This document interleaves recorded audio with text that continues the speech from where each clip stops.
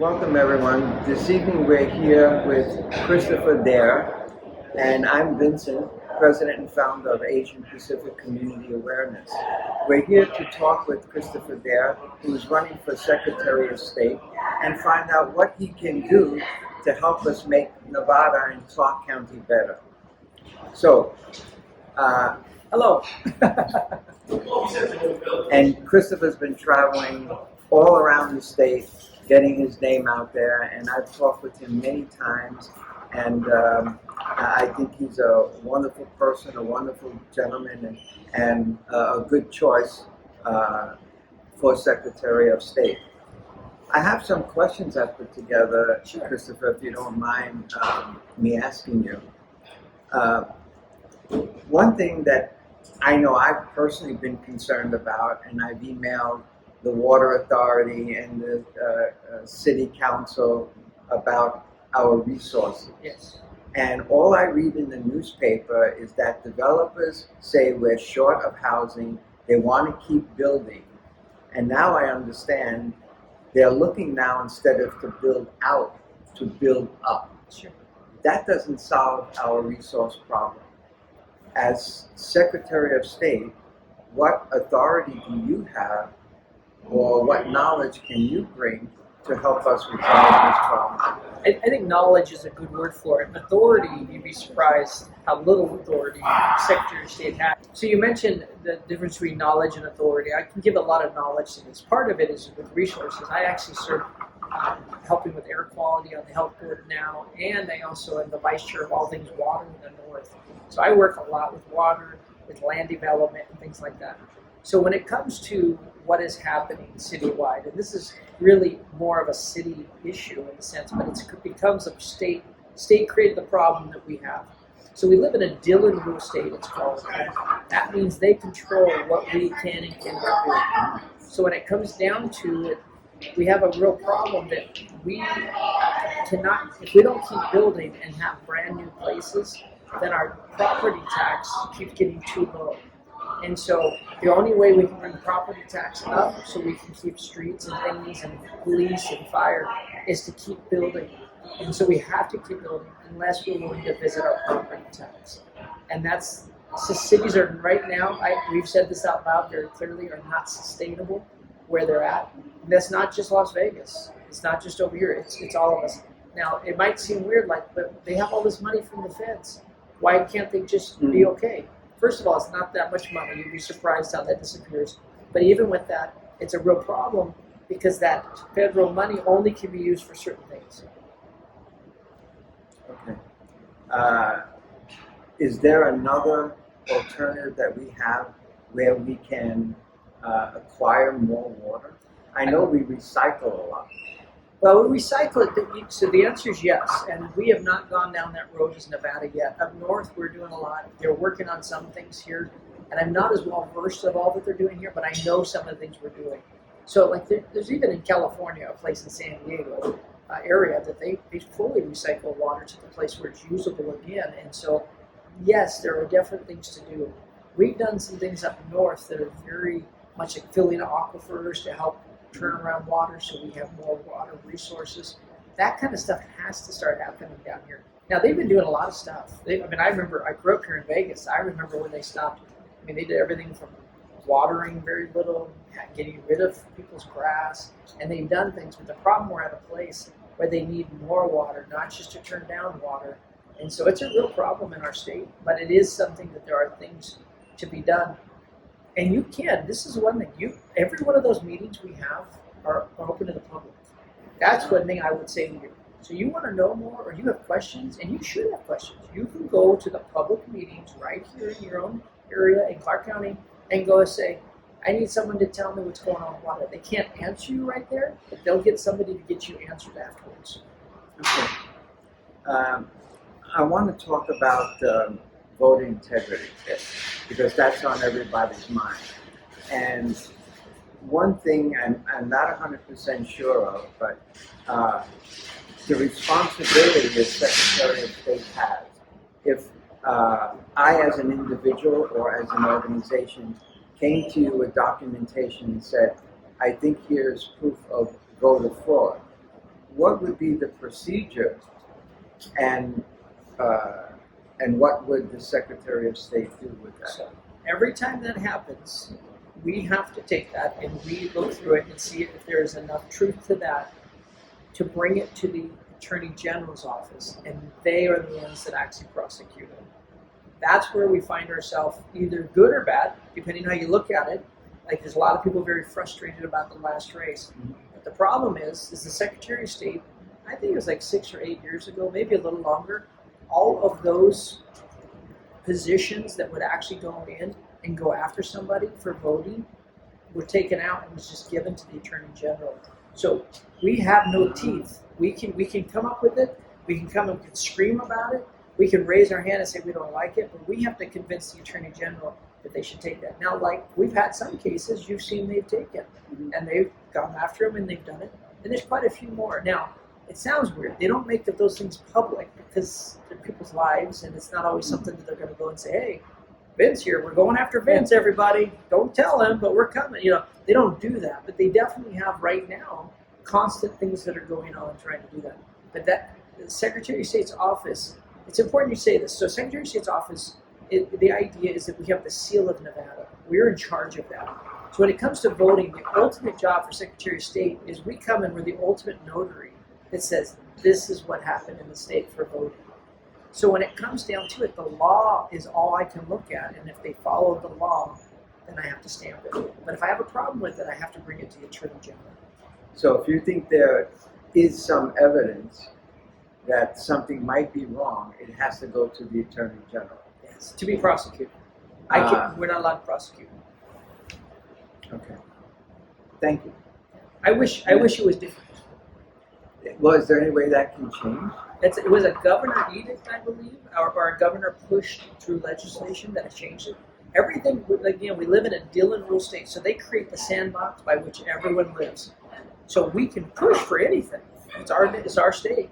A lot of these things are changed in the Constitution, so it's not like, oh, check the mark, change it.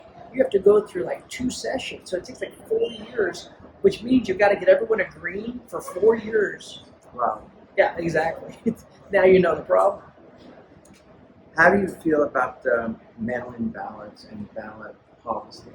I do not like them at all. So ballot harvesting was illegal, should be illegal, but the reason that one was in place is because, I work with a lot of I'm a chaplain for a veterans home, so I personally work with people, and as a pastor, I go visit them in their deathbed, things like that. So I know for a fact there are people who need help voting. That's what that bill was supposed to be. The problem is, I'm going to call it the unintended consequence, because I'm going to assume that nobody meant what they created. Because what they created, right now, as a chaplain, I could go around the whole home, help everyone vote, and then go turn in their ballot for them. That's unethical, and I would never do it. But legally, I would not be in trouble. Should never be. Now, most people aren't in my situation that do both jobs. But it doesn't matter. The fact that anybody could do what I just said should not be. And there's better answers. Now, when it comes to mail-in ballots, I can say this. We've already had people, you can do your mail-in ballots and stuff like that. I don't like that we send mass mail out to everybody. It's confusing to people. I do believe we do a lot of cleanup when they come back, and we're fixing it and making sure there's not double. But anybody who thinks there's fraud or have questions, all you're doing is making them more angry when they see 3 and 4 ballots come to their house, and even if we can fix it on the back end, that's a horrible waste of money, and I don't think everybody wants to vote. If they don't want to vote, why are we pushing them to vote? Because they're not. I just don't think we should push people to vote who don't want to vote either. I want it open to everyone who wants to vote. Every legal citizen should vote if they want to vote. But I'm glad you brought that up, because all this talk about there are certain ethnic groups that don't have, I don't want to say the ability, but it's not as easy for them to vote as it is for other groups. And I don't believe that, because I think everybody has the right to vote, and everybody has an opportunity to vote, even if you send in an absentee ballot, Yes. legitimate, you don't have to go to the poll. So we're not discriminating against anyone. Exactly. Well, and you said it exactly. There's no discrimination. But I would say this, fair enough in this. I do work with ethnicities across the board, from just as a pastor, city councilman, and all the things I do. I will make sure that all our ethnicities have a chance to be at the polls where they want to be. And if they do need an absentee ballot, they can get one. Now, again, I can't change the law. So some people are telling you, day one, we're getting rid of that, or we're getting rid of this. I'm telling you, the Secretary of State has no authority to change the law. All we can do is scream, shout about it, but we don't get to do that. We do have 8 bills that we get to try to bring, but if we can't get along with our assembly people and our Senate people, they can look at me and say, I'm not talking to you. They don't have to work with me, and they cannot take my bill. Politics. Would you be able to describe to us, so everyone can understand, what is the responsibility of the Secretary of State? Thank you. So there's 8 divisions of it, but I'm going to start, and I'm going to come back to the seal of Nevada. So in 1864, Abraham Lincoln came and said, you're a state. Woo! And they gave us a seal. And that seal was given to the Secretary of State to say, you are here to protect it. Every state has one. That means anytime someone's married, someone's buried, someone buys a home, someone votes, anything that happens, the governor goes and does something or a law is made, it does not really happen until the Secretary of State stamps it. That is the real job of Secretary of State. Now, under that, our job, it's different in every state. So every state doesn't, some states don't even cover voting. It's very interesting, but ours, and very weird. So there's a lot of states who do different things, but one of the main things Secretary of State's in charge of is businesses, in the sense of LLCs, registration, keeping the silver flume. That's what we put in place not too long ago. It's a fantastic thing when it all works, but I think we have to keep upgrading it.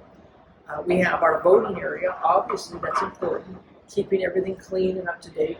But all these things, there's a lot of things. We have a whole team. We're the largest actual office for the state. You have 150 employees. It's about a $20 million budget. And so you have to have somebody who understands the admin side of it.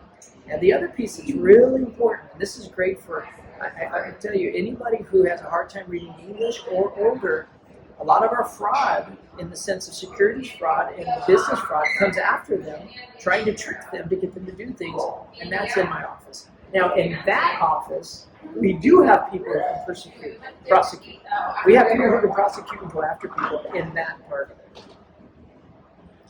it. That's interesting. Let's talk about what the Secretary of State has as far as responsibility with the DMV, and now that people can go to the DMV and register to vote. I've heard a lot of stories that the DMV, the people are not choosing what party they like to. It's being filled in automatically. So I've heard stories back and forth, and I say that if one of them is true, then we have to look into it. Now, I have not met with the DMV, but I met with a lot of people. I met with somebody who works at the DMV. I talked to them a little bit. Now, the DMV will tell you they do not verify if people should have the right to vote or not. They'll tell you that. And so what has to happen is that so they sign people up, and DMV does a lot of, they're pretty good at making sure you have certain identification. But here's the problem. If they're not going to take responsibility for that list and they're going to put them on your voting list, then we have to make sure that there's a filter, almost like you have a pond of water, and that's all they're doing. And they'll tell you that we're a pass-through. That's their language. We're a pass-through. Don't blame us. We have nothing to do with it. And everyone else saying no, you have everything to do with it, and they're saying no. But what if we just Secretary of State's office, we put someone right here at the filter. People, anything that comes into that thing, we verify and make sure they can be on the rolls. It's actually a very easy fix. Now, it takes money and some time, and some organization, but that's my job. That's the Secretary of State's job. And so we want to make sure that's there. The voting rolls are crucial. But one of the reasons that it couldn't happen before, this might sound weird, why I don't think Barbara and the team would be hard for them to do, is that it used to be that all the counties were in charge of putting together the voting rolls. And then when they wanted to, at different times, they would send the list to the Secretary of State, and they would just upload it and say, this is what the county said. That's been the law That's how they've done it. Well, they've changed it now, where now everything goes to the Secretary of State's office, and we send it out to the county, which immediately cleans up their rules. It'll help. There's still work to be done, and I think we need to go through and make sure. But it does make it where it means instead of having 10 filters for think about it, how hard that would be if the DMV's throwing stuff everywhere. But right now it all comes to one point, Secretary of State, and we can make sure that's clean. Well, that's good to know. Let's hope that they try to clean up the voter registration rolls before this coming election as best they can. I believe they are. I'm a hopeful guy, but I also have met with them. It's not just because I'm like, oh, let's just all get along. I mean, I do want to get along. But I actually have met with them for hours at times to sit down and talk about regulations and they're doing. I think the Secretary of State's office right now is trying to catch up on things that needed to be in place, especially when they changed the rules like they did. There's tons of regulations that needed to be in place. Yes. As a Secretary of State, do you have any control over whether Nevada becomes a sanctuary city or not? No, but we should not do that. So I'm not. We are a nation of laws, period. So there's two jobs of Secretary of State. There's the job, and then there's leadership. So as a leader, I will be very vocal, 100% out loud, say we are a nation of laws, we are a state of laws. And don't be wrong, it does not mean we dishonor anybody, but we are here to function together and have the best United States possible with a nation of laws. I'm sure this is not a job for the Secretary of State, but I'm just personally curious. Do you believe in amnesty for all? I'd say, explain exactly what you mean, because I've had conversations about this, and I want to make sure we're talking about the exact same thing. Okay. Well, I'll give you my feeling. I don't think there should be amnesty for all. If you interpret that the way it's said, that means everyone gets amnesty, becomes a citizen. Automatically. And so, here's the thing. I would say this, the problem we do have in our country is partially our fault as a country. Okay? And so I've done work around the whole world, and I know people from all over. If we have a carrot out there that says, if you come to the United States, you're going to have this, don't do it. But if you do, don't do it.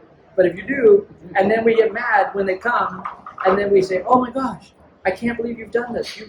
You're whatever. Now, with that said, I don't believe we should have amnesty for all in that sense above the people who are doing it right and coming in our country correctly, because that is horrible to all the people who have walked through the lines correctly.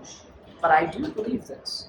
We have a very difficult system for anybody, I believe, to really walk through and become a citizen from another country. It's kind of convoluted. It's not easy. Now, I do think when it comes to DACA students, some of those kind of things, it's not their fault that this all happened, and there's a difficult answers there. But I do believe we have to come around on. So what if we didn't have amnesty in the sense of citizenship for all? What if we came up with a way to say, hey, you're here. We need the workforce. I mean, we know we need the workforce. We know we need certain things, but you don't get to vote. You don't do this. But if you really want to do this, we're going to get you started on this process to get you moving forward. My grandparents all came from another country, Italy and Lebanon. I'm sure all of us came from somewhere. And for us to stop and be like, well, no one else can come, that's not good either. Yes. Well, you met my wife. She came from China. We're in the process of going through getting her green card, and you have to be a Massachusetts lawyer to fill out those documents. That's my point. And you have to have deep pockets. Well, it's very rough. Well, it's very disheartening. I mean, I know I've seen people who've left and gone, their wife or husband had to go back to their country for years. I mean, we're tearing apart families. That's not the intent of the law, is to disrupt families. Not for me at least. Especially if you would have just illegally done it, then you could just stick around. That's not good. See, I believe that it should be amnesty on the pathway to citizenship, like you said. We help them to get in line. Yes. And make it easier for them to get in line. Sure. But the ones who have a criminal record should be deported. Yeah, and I agree with that. I think if you're here's the thing. I've traveled to a lot of countries. There's not a country in this world that would ever take in a criminal. Well, you can't even get in the country. I was in Japan and I couldn't even go outside because I couldn't even go outside at the airport. I don't know, can I just go outside so I can say I was in Japan? No. I had my passport because I did not have a stamp saying I was allowed. And so I'm just telling you, people in the United States, we have these thoughts, but there's a lot of reasons why we do want to have it done right. Everything from vaccinations, making sure that we don't want polio and things back in our country that haven't been there. There's just a lot of things that we have to be careful of. So there's a reason we want to walk through it correctly. I also think it honors people. When people want to come and be an American citizen, if you talk to someone who became an American citizen, it's so special for them. Mm-hmm. If we start cheapening it or trying to make it where it's whatever, that's not good either. No, I agree with you. And I can tell you, I was in China 14 years and I became a temporary resident. I had to show them proof that I had enough income to live on. I would not live off the government. I had to have certain inoculations. And I had to go to the police station and get a criminal report. And I said, I don't believe this. I don't see us doing this in this country anymore. My parents and grandparents came to Ellis Island. And if you had a cold, you were put aside. You weren't allowed in.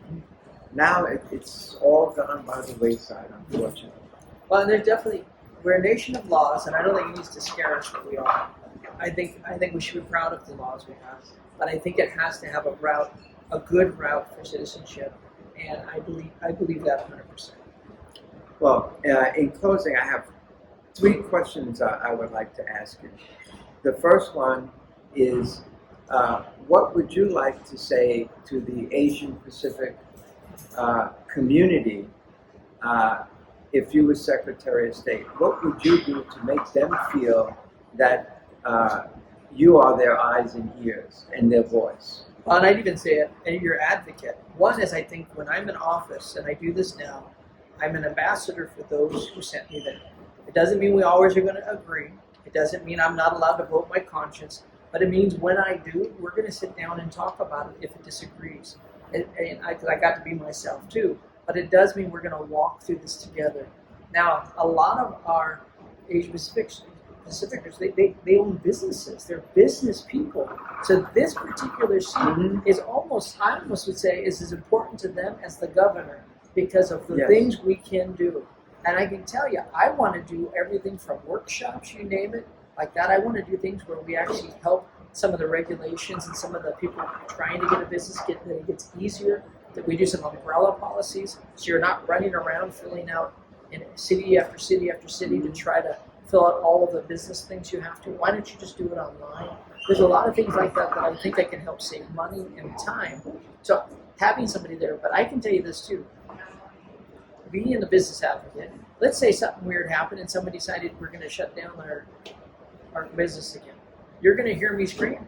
You're going to hear, there will not be a quiet Kristopher Dahir. So your advocate, don't be wrong. If something's going on that we all have to come together, then we'll educate you and we'll make decisions together.